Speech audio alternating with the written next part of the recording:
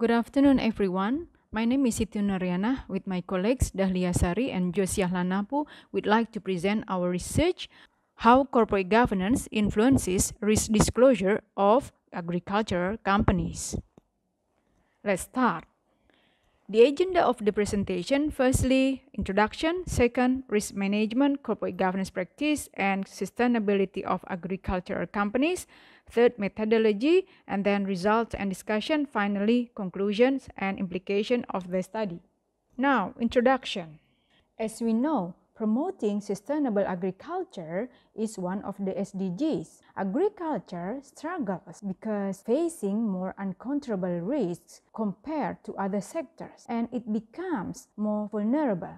Statistics show that Indonesia's agricultural value added to GDP over the last 4 decades show that the average value of its value added is 17.03%, with a minimum 12.72% in 2019 and a maximum 24.25% in 1986. So this is a very decreasing trend.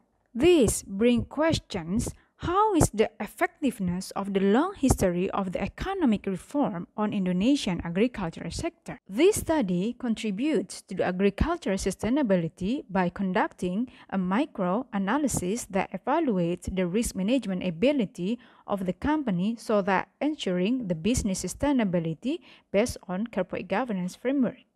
Now, let's move to second part, risk management, corporate governance practice, and sustainability of agricultural companies. Objective of a company, including agricultural companies, is to maximize the shareholders' wealth. To achieve this, companies need to minimize risks by calculating and managing all risks. Corporate governance in this context creates a system enables the company to mitigate the risk and ensure the achievement its final objective. Literature on companies such as agriculture, which is vulnerable to climate change, documented how companies responded on risk exposures due to climate change policy by adopting stable, anticipatory, and reactive strategies shown in changes in physical and monetarized account. Managers are found to use management accounting techniques as a risk management tool in mitigating risk associated with climate change issues. In regards to risk management activities, literature found a positive impact of risk management on companies' performance. In the context of risk management, good corporate governance practice ensures the robust implementation of risk management so that the company can maximize the company's value. Literature shows that the relation between risk management and firm performance is contingent upon the appropriate match 5 factors affecting a firm, including governance instruments such as board monitoring and ownership.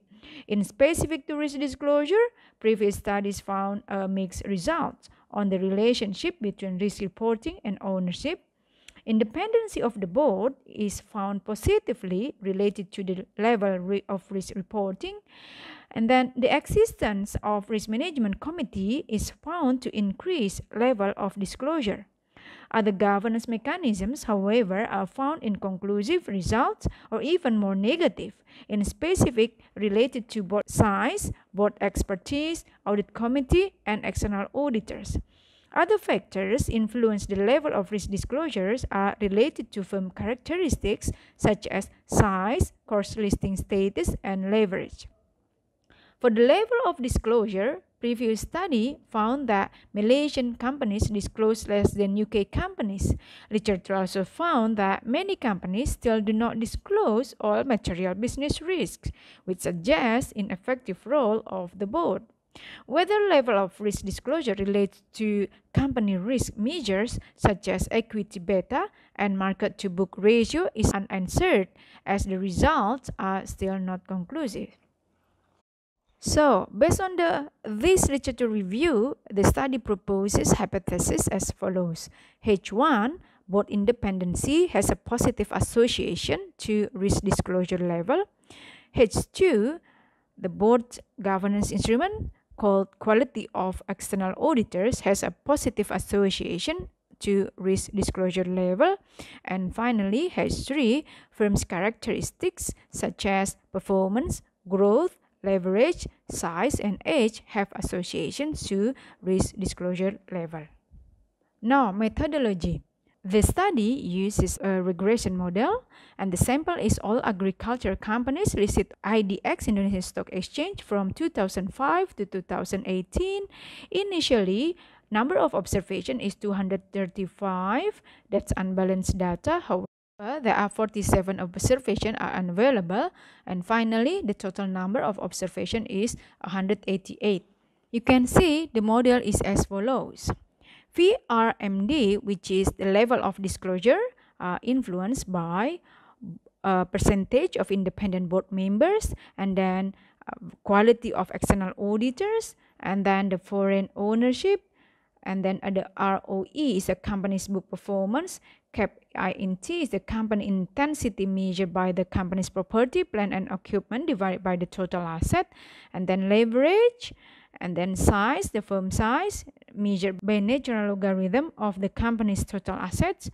Age is the period of a company since established. The results show that based on table 1, on average, the total number of sentences related to voluntary risk management disclosure is only 45.62 sentences.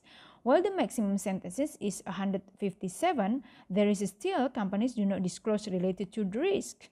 This suggests a very low level of disclosure compared to previous studies such as Malaysia or UK. This makes the assessment on the ability of management in tackling risk to ensure business sustainability becomes difficult and may bring a conclusion and confident condition of the companies in conducting risk management activities. The table also shows that on average, the composition of independent commissioners is 40%, which is higher than the IDX requirement related to GCG, only 30%. Performance of agriculture companies based on ROE is very low, as on average only 5.61%. In terms of capital intensity, on average the company's fixed assets is 60.31%, suggesting a fair composition of assets used for operating activities. The level of debt to equity ratio on average is 28.90%, suggesting a good solvency ratio.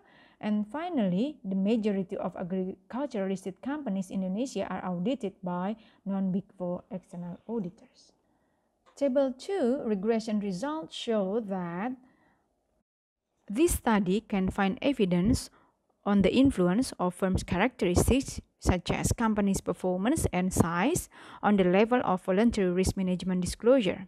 However, the result is negative. It means that the higher of the performance, the level of risk disclosure decreases. So this is quite interesting, as different to previous study. Now, in regards to size of the company, the findings suggest that the bigger the company, the higher is the level of risk disclosure. These findings confirm previous studies. Different to previous literature, this study, however, cannot find any evidence on the effective role of board independence on companies' risk disclosure. Similar to previous studies, the role of external auditor is still questionable on disciplining companies' risk disclosure. The insignificant results on these two governance instruments on risk disclosure of agriculture companies explains further the descriptive statistics above, which shows the low level of risk disclosure. So, to conclude, the study shows the low level risk disclosure conducted by the sector, and it shows the unconfident condition of the companies in conducting robust risk management activities so that they do not disclose these activities. And confirmed by the regression results, the two governance instruments, both independent and external auditors, are statistically insignificant. Practical implications that the regulator needs to evaluate its risk disclosure requirement and GCG practice so that provide positive effect on sustainability of agricultural companies. Further studies are required to explore further what type of risk information disclosed by the companies and therefore how risks are mitigated can be evaluated. Thank you.